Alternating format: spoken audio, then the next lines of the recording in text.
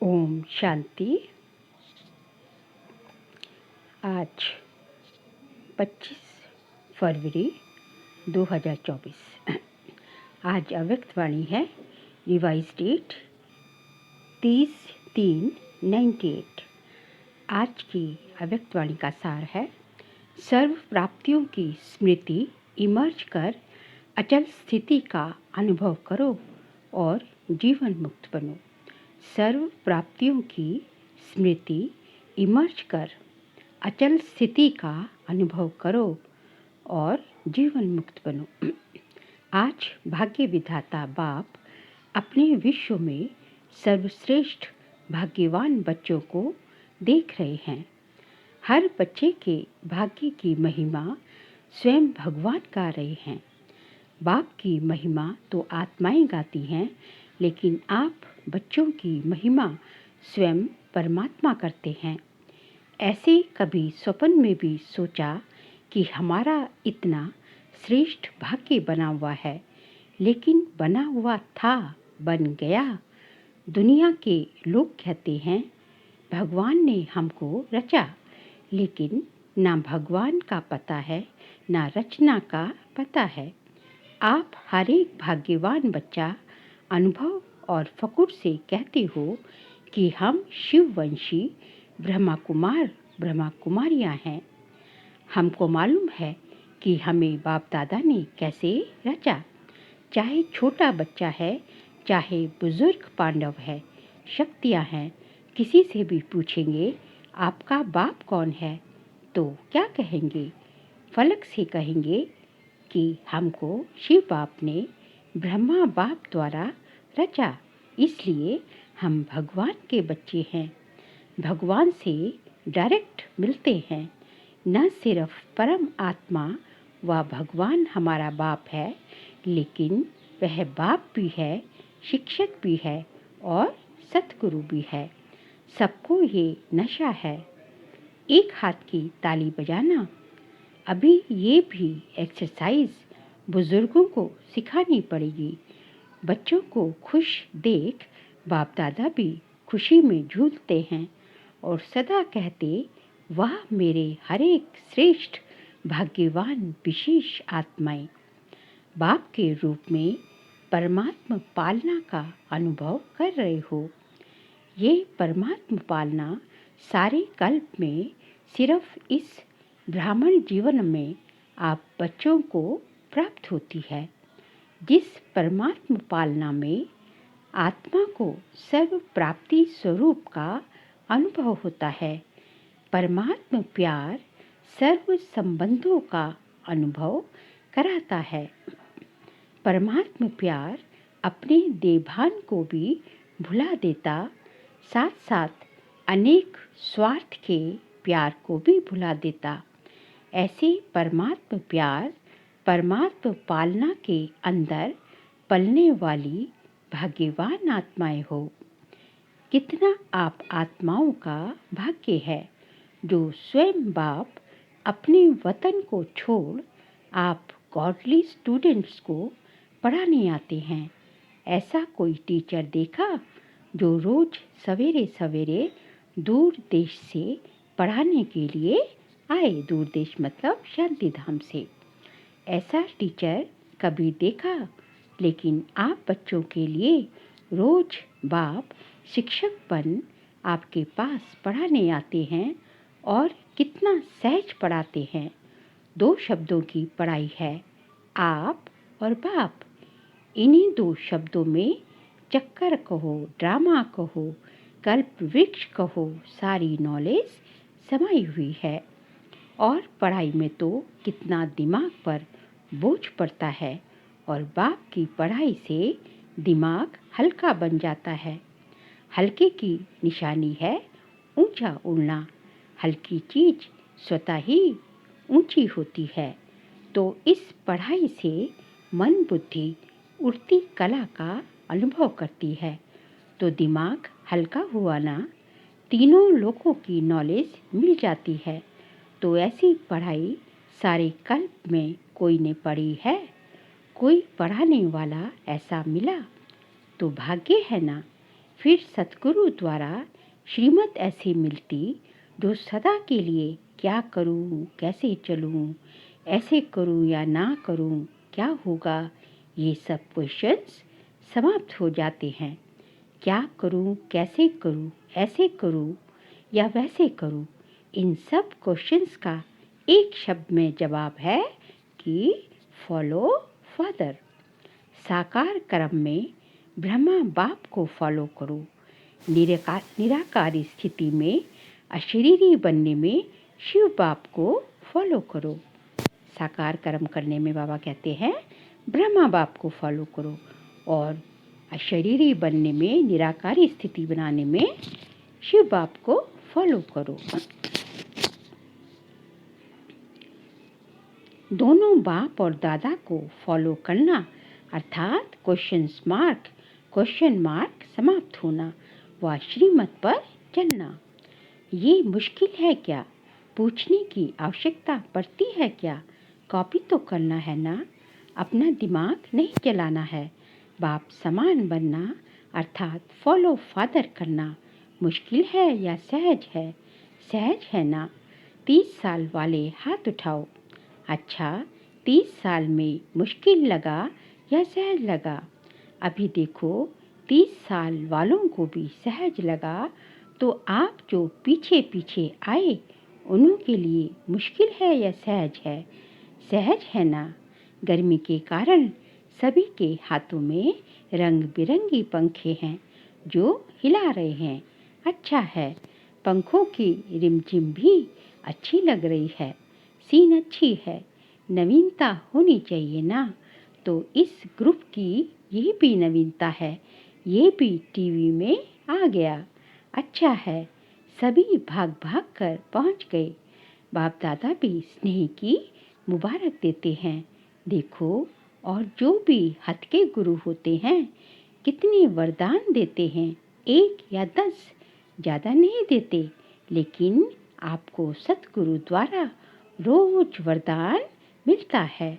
ऐसा गुरु कब देखा? नहीं देखा ना, आप लोगों ने ही देखा, लेकिन कल्प देखा। तो सदा अपने भाग्य की प्राप्तियों को सामने रखो। सिर्फ बुद्धि में मर्ज नहीं रखो, प्राप्तियों को इमर्ज रखो। सदा प्राप्तियों को इमर्ज रखो। मर्ज रखने के संस्कार को बदलकर इमर्ज करो। अपनी प्राप्तियों की लिस्ट सदा बुद्धि में इमर्ज रखो।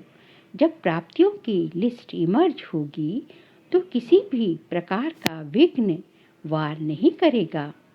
बाबा कहते हैं जब आपकी प्राप्तियों की लिस्ट सदा आपके बुद्धि में इमर्ज रूप में रहेगी तो किसी भी प्रकार की माया का विघ्न वार नहीं करेगा, वह मर्ज हो जाएगा और प्राप्तियां इमर्ज रूप में रहेंगी। बाप दादा जब सुनते हैं कि आज किसी भी कारण से कोई बच्चे मेहनत करते हैं, युद्ध करते हैं, योग लगाना चाहते लेकिन लगता नहीं है, सोल कॉन्शियस के बदले बॉडी कॉन्शियस में आ जाते हैं, तो बाप दादा को अच्छा नहीं लगता है। कारण क्या? अपने भाग्य की प्राप्तियां इमर्ज नहीं रहती, मर्ज रहती हैं। फिर जब कोई याद दिलाता है तो सोचने लगते हैं होना तो ऐसे चाहिए। इसलिए बहुत सहज पुरुषार्थ है कि प्राप्तियों को सदा इमर्ज रखो। ये सबसे बाबा कहते हैं सहज पुरुषार्थ है। जब से ब्राह्मण बने तब से अपने भाग्य को स्मृति में रखो, हलचल में नहीं आओ, अचल बनो। क्योंकि यहाँ आबू में यादगार क्या है? अचल घर है या हलचल घर है? अचल घर है ना, ये किसका यादगार है? आपका ही यादगार है ना। तो जब भी कोई सूक्ष्म पुरुषार्थ का मार्ग मुश्किल लगे, बुद्धि ज़्यादा हलचल में हो, तो अपनी यादगार को स्मृति में लाओ। कई बार बच्चे ज्ञान की पॉइंट्स बोलते भी हैं कि मैं आत्मा हूँ, ड्रामा है, ये तो विघ्न है, ये तो साइट सीन है, बोलते भी रहते लेकिन हिलते भी रहते, हिलते हिलते बोलते रहते हैं। जब ऐसी बुद्धि बन जाए जो अचल नहीं हो सके, तुम मधुबन का अचल घर याद रखो। ये तो स्थूल चीज है ना, सूक्ष्म तो नहीं है, आंखों से देखने की चीज है। मेरा यादगार अचल घर है, हलचल घर नहीं है, क्योंकि बाप दादा इस वर्ष को सर्व बच्चों के प्रति मुक्ति वर्ष मनाना चाहते हैं।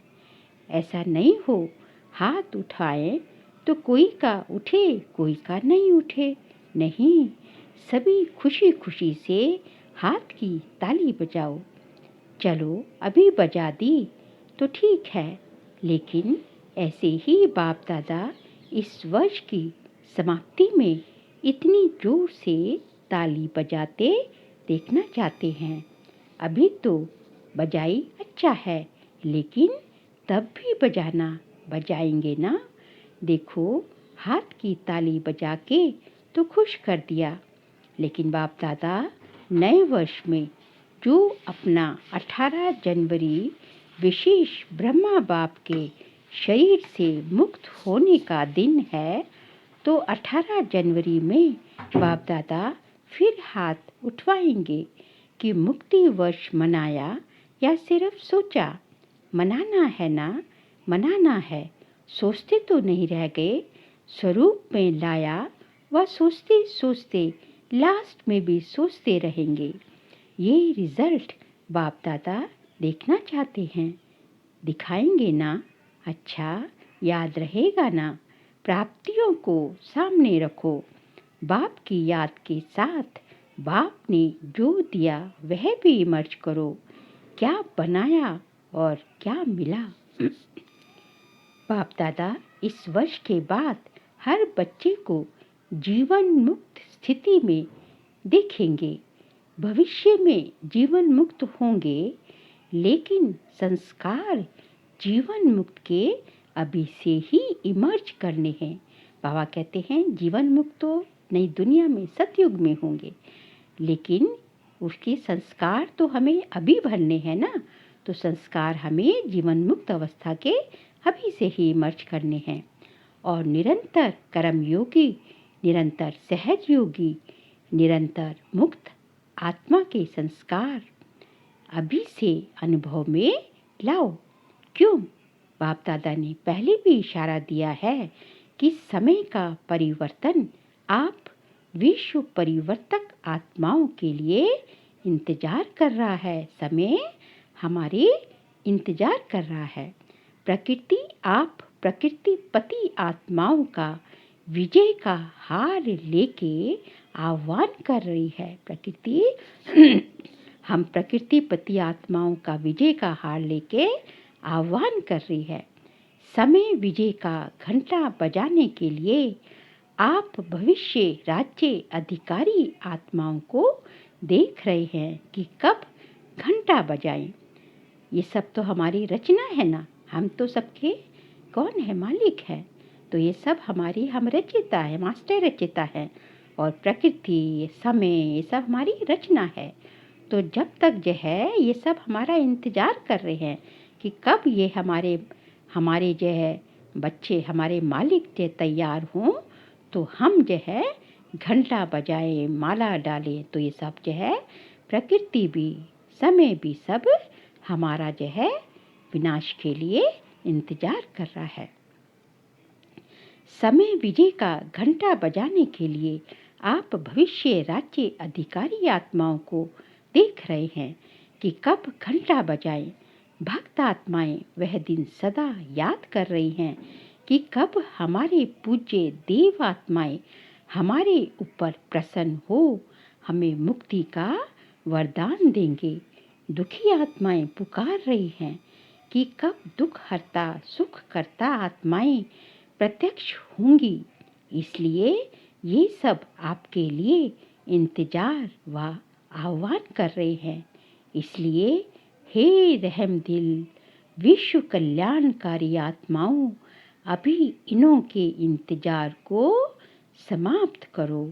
आपके लिए सब रुके हुए हैं। बाबा कहते हैं कि हे रहम दिल विश्व कल्याणकारी आत्माओं, अब जो है प्रकृति का, समय का, भक्तों का, सबका इंतजार समाप्त करो, क्योंकि ये सब जो है आपका आह्वान कर रहे हैं। आप सब मुक्त हो जाओ तो सर्व आत्माएं, प्रकृति, भक्त मुक्त हो जाएंगे। यदि जो है हम जो है यहाँ इस उसमें रहते हुए जो है जीवन मुक्त अवस्था को प्राप्त कर लेंगे, मुक्त हो जाएंगे, तो सब ये आत्माएं, सब आत्माएं, प्रकृति, भक्त सब मुक्त हो जाएंगे। तो मुक्त बनो, मुक्ति का दान देने वाले मास्टर दाता बनो। हमें क्या बनना है? मुक्ति का दान देने वाले मास्टर दाता बनो। अभी विश्व परिवर्तन की जिम्मेवारी के ताजधारी आत्माएं बनो।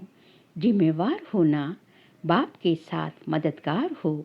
क्या आपको रहम नहीं आता? बाबा पूछ रहे हैं, क्या आपको रहम नहीं आता? दिल में दुख के विलाप महसूस नहीं होते? हे विश्व परिवर्तक आत्माओं, अभी अपनी जिम्मेवारी की ताजपोशी मनाओ। बाबा कहते हैं कि अभी अपनी जिम्मेवारी की ताजपोशी मनाओ। बाप दादा ने पहले भी कहा, 100 हिमालय जितने बड़े थे बड़े, विघ्न भी आ जाएं तो भी हटेंगे नहीं, हार नहीं खाएंगे। ताजपोशी मुक्तिवश अवश्य मनाएंगे। कितने से बड़ा विघ्न भी आ जाए, लेकिन बाबा कहेंगे हटेंगे नहीं, हार नहीं खाएंगे और मुक्तिवश की ताजपोशी जरूर मनाएंगे। बाप दादा रोज 4 देखेगा, ऐसे नहीं यहाँ से जाओ तो ट्रेन में ही कहो पता नहीं क्या हो गया। घर में गए तो बुगले और हंस की लड़ाई लग गई। ऐसे नहीं कहना कि ये हो गया, ये हो गया। बाप दादा ये नहीं सुनना चाहते। आपके पत्र वेस्ट पेपर बॉक्स में डालेंगे। बाबा कहते वेस्ट पेपर बॉक्स में डाल देंगे। यदि आपने ऐसा पत्र लिख के भेजे, बाबा सुनेंगे नहीं। अब दृढ़ संकल्प करो कि होना ही है। जहाँ दृढ़ता है वहाँ सफलता नहीं हो, ये असंभव है। तभी कहा जाता है कि दृढ़ता सफलता का आधार है। दृढ़ता सफलता की है, कुंजी है। तो सभी दृढ़ संकल्प वाले हैं ना? टीचर्स हाथ उठाओ। टीचर्स बहुत हैं। सारे सेंटर्स खाली करके आए हैं क्या? हाँ, बाबा पूछते हैं, इतने सारे टीचर्स हैं, सब सेंटर्स खाली करके आए हो क्या? देखो एक खुशखबरी सुनाते हैं। बाप दादा ने अभी देखा है, सुना है कि सर्व मधुबन वालों ने अपने परिवर्तन का लक्ष्य बहुत अच्छा रखा है। लक्षण तो देखेंगे, लेकिन लक्ष्य बहुत अच्छा रखा है। अपने में अंतर जो आया है वह भी लिखा है, लेकिन बाप दादा को खुशी है अंतर आना शुरू हुआ, आगे होता रहेगा। लेकिन सभी ने अपने दृढ़ संकल्प का उमंग उत्साह अच्छा दिखाया है। बाबा मधुबन वालों के वो बोल रहे हैं। अभी कागज में है, लेकिन कागज में भी पहला कदम तो है ना। तो बाप दादा को खुशी हुई। क्यों? सारे वर्ल्ड के लिए हे अर्जुन मधुबन निवासी हैं, क्योंकि मधुबन सारे विश्व के लिए सैंपल है। सब कुछ काम पहले मधुबन में होता है और फिर सब जगह शुरू हो जाता है। निमित्त मधुबन निवासी हैं। सेकंड नंबर देश विदेश की निमित्त सेवाधारी टीचर्स हैं और सर्व सहयोगी साथी सारा ब्राह्मण परिवार आत्माएं हैं। बाबा ने कहा कि सबसे पहले जो है मधुबन निवासी है हे अर्जुन, और दूसरा फिर जो है निमित्त मधुबन निवासी। पहले तो वो हो गई फर्स्ट नंबर, फिर दूसरा नंबर है सारी देश विदेश की टीचर्स बहनें, और फिर सारा उसके बाद तो सभी भाई बहन आ ही जाते हैं। तो मधुबन का नक्शा बाप दादा देखेंगे। कि बिल्कुल बदला हुआ दिखाई दे। मधुबन वाले तो कम आए होंगे, कईयों ने तो लिखा ही नहीं है। आगे बैठने वालों ने कम लिखा है। बहुत बिजी है ना, लेकिन जब काम मिलता है तो लिखने में भी मार्क्स जमा होती है। अगर नहीं लिखा तो मार्क्स एक्स्ट्रा कम हो गई, नुकसान कर दिया। जो भी डायरेक्शन मिलती है डायरेक्ट बाप द्वारा मिलती है, चाहे निमित्त आत्माएं दादियों द्वारा मिलती है, उसको रिगार्ड देना अति आवश्यक है। इसमें ना बहाना देना, ना अलबेलापन करना। आगे के लिए बाप दादा बता देते हैं कि मार्क्स जमा नहीं हुई, इसलिए इसको महत्व देना अर्थात महान बनना। हल्की बात नहीं करो। बच्चे बड़े चतुर हैं, कहेंगे बाप दादा तो जानते ही हैं। जानते तो हैं, लेकिन कहा क्यों? जानते हुए कहा ना, तो ऐसे छुड़ाना नहीं चाहिए। बहुत ऐसे कार्य हैं छोटे छोटे जिसको हांजी करने में एक्स्ट्रा मार्क्स जमा होती है। कई ऐसे स्टूडेंट्स हैं जो किसी भी पास्ट के संस्कार के वश बहुत अच्छे उमंग उत्साह में बढ़ते हैं, लेकिन कोई ना कोई सुनहरी धागा, बहुत महीन धागा उनको आगे बढ़ने नहीं देता। वह समझते भी हैं कि महीन धागा रहा हुआ है, लेकिन ही कहेंगे। लेकिन ऐसे भी पुरुषार्थी हैं जो छोटी छोटी कॉमन बातों में हाजी करने से मार्क्स ले लेते हैं, और हो सकता है कि वे थोड़ी थोड़ी मार्क्स इकट्ठी होते हुए वह आगे भी निकल सकते हैं। ऐसे भी बाप दादा के पास एग्जाम्पल्स के रूप में हैं, इसलिए सहज तरीका है छोटी छोटी हाजी करने में मार्क्स जमा करते जाओ। कष्ट नहीं करो, जमा करो। बाकी बाप दादा ने देखा मेजॉरिटी ने अपना उमंग उत्साह अच्छा दिखाया है, इसलिए दृढ़ संकल्प के लिए विशेष उन मधुबन निवासी बच्चों को बाप दादा हाजी करने की मुबारक देते हैं।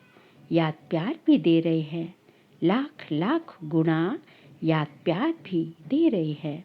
क्यों? मधुबन है बाप दादा के स्वरूप को प्रत्यक्ष करने का शीश महल। क्या बोला बाबा ने मधुबन को?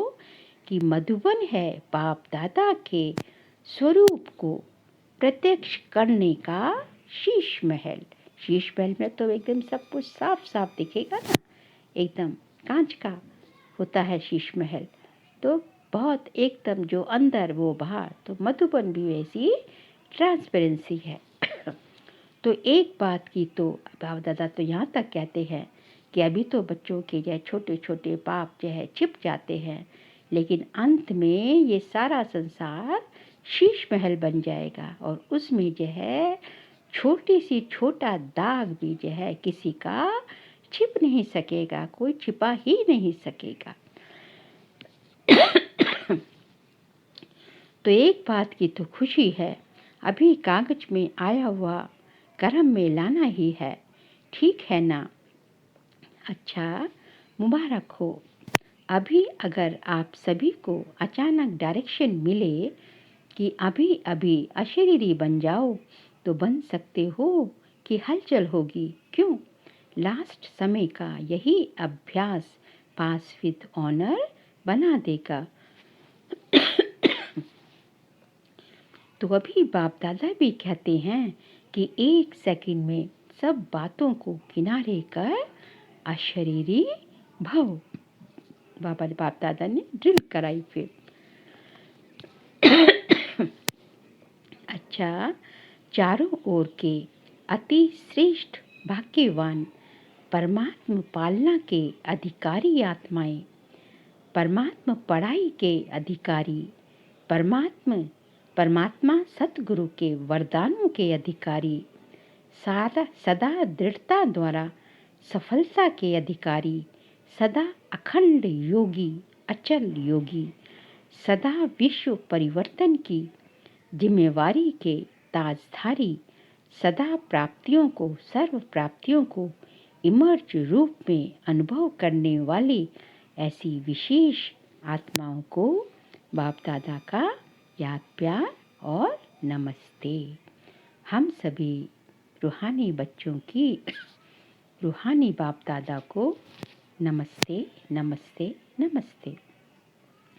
अभी मुक्त वर्ष में नंबर 1 मधुबन निवासी ठीक है, हो सकता है या मुश्किल है। हाँ जी, फिर तो बाप दादा मधुबन वालों को भी गोल्डन बैज देगा। मधुबन वालों को बैज देना है और सभी को दिया है। मधुबन वालों को मुक्त वर्ष की प्राइज देंगे, अच्छा बैज देंगे आपको। अच्छा, अब आज का बाबा का वरदान है ब्राह्मण जीवन में एक बाप को अपना संसार बनाने वाले स्वतः और सहज योगी भव। ब्राह्मण जीवन में एक बाप को अपना संसार बनाने वाले स्वतः और सहज योगी भव। ब्राह्मण जीवन में सभी बच्चों का वायदा है, एक बाप दूसरा ना कोई। जब संसार ही बाप है, दूसरा कोई है ही नहीं, तो स्वतः और सहज योगी स्थिति सदा रहेगी। अगर दूसरा कोई है तो मेहनत करनी पड़ती है। यहाँ बुद्धि ना जाए, वहाँ ना जाए, लेकिन एक बाप ही सब कुछ है तो बुद्धि कहाँ जा नहीं सकती। ऐसे सहज योगी सहज स्वराज्य अधिकारी बन जाते हैं। उनके चेहरे पर रूहानियत की चमक एक रस एक जैसी रहती है। स्लोगन है, बाप समान अव्यक्त व विदेही बनना, यही अव्यक्त पालना का प्रत्यक्ष सबूत है। बाप समान अव्यक्त व विदेही बनना, यही अव्यक्त पालना का प्रत्यक्ष सबूत है। बाप कहते हैं कि यह आप इतने टाइम से जो है बाप दादा की अव्यक्त पालना ले रहे हैं, तो इसका प्रत्यक्ष सबूत क्या है कि बाप समान अव्यक्त, व्यक्त भाव से परे, एक सेकंड में व्यक्त भाव से परे और विदेही बन जाना, तो यही जो है अव्यक्त पालना का प्रत्यक्ष सबूत है। अच्छा, ओम शांति।